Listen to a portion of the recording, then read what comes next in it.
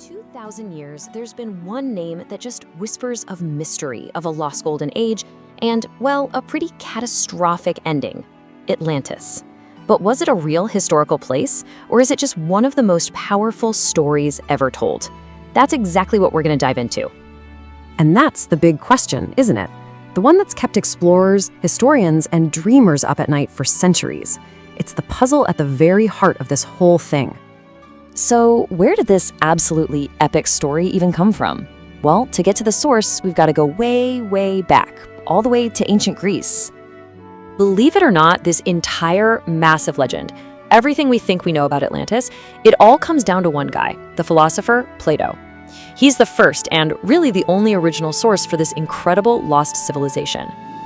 And here's the part that just blows my mind. The time scale we're talking about here is just staggering. Plato wasn't writing about some rival city from a few years ago. No, he claimed Atlantis existed 9,000 years before his own time. I mean, that's almost impossible to even wrap your head around. And according to Plato, this wasn't just some run-of-the-mill ancient city. Atlantis was a true superpower. We're talking about a sprawling empire, bigger than anything they knew, with unimaginable wealth, technology that was way ahead of its time, and a military that nobody could touch. But you know how these stories go, right? All that power, all that greatness, it comes with a dramatic and pretty tragic fall from grace. Let's get into how this amazing civilization completely fell apart. So what brought them down? It wasn't some invading army. Nope, the poison came from within. Plato tells us that the people of Atlantis, who were once so noble, just got consumed by their own greed, their arrogance, and their thirst for more power. And this quote, this really gets to the core of it. In their pride, the Atlanteans crossed a serious line. They angered the gods, and in Greek stories, that is one thing you just don't do. And when the end came, it wasn't a slow burn. It was sudden, and it was total. Plato describes a single day and night of misfortune. Just imagine that. Violent earthquakes, massive floods, and in just 24 hours, the entire island was swallowed by the sea, gone forever. Okay, Plato's story is absolutely incredible, but it leaves us with one giant, obvious question. If this place was real, where in the world did it go? And this is where the ancient legend slams right into modern science. Right? This is the question that's launched, 1,000 expeditions. For a civilization so huge and so powerful, you'd think there'd be something left behind. Some ruins, an artifact, a piece of pottery, anything. And here it is, the single biggest problem for anyone searching for Atlantis. After all this time, all this looking, there is zero undisputed physical proof that it was ever real. Not a single stone, not one coin, nothing.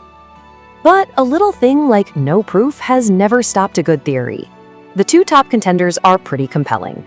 First, you've got Santorini in Greece, where the ancient Minoan civilization was totally wiped out by a volcanic eruption that sounds eerily similar to Plato's story. Then there are the Azores Islands, which are smack in the middle of the Atlantic Ocean, exactly where Plato said Atlantis was. But all this searching for a physical place leads us to a really fascinating alternative. What if everyone's looking for the wrong thing? What if the point of Atlantis was never about its coordinates on a map? And this is the idea that just changes the whole game. What if Plato, one of the greatest philosophers of all time, wasn't writing a history lesson? What if he was teaching a moral one? To really get this theory, you have to understand one key concept: hubris. It's a huge theme in Greek culture, this idea that when you have too much pride, when you think you're untouchable, you're basically asking for disaster to strike. The story of Atlantis is like the ultimate poster child for hubris. So for a lot of scholars, this is the answer. They think Plato made up Atlantis as a kind of political fable, a cautionary tale for his own city of Athens. He was using this fictional superpower to talk about real-world dangers like corruption, greed, and what happens when a society loses its way. And when you look at it that way, the story is timeless, isn't it? It's a warning that no matter how advanced, how rich, or how powerful you become, you can still be destroyed from the inside out by your own arrogance. That's a lesson that hits just as hard today as it did back then.